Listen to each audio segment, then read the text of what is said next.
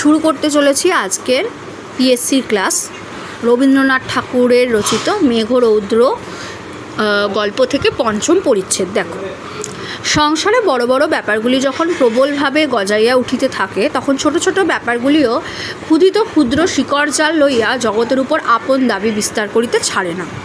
মানেটা কি? সংসারের বড় বড় ব্যাপারগুলো প্রবলভাবে গজিয়ে ওঠে। এটা তোমরা ভেবে দেখবে, একটা সূক্ষ্ম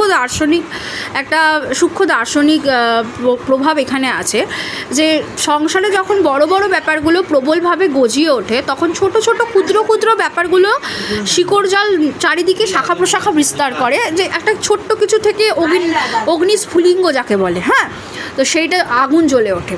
তো জগতের উপরে আপন দাবি বলে, আমি প্রধান, নিজের দাবি বিস্তার করতে শুরু করে, তাই তো?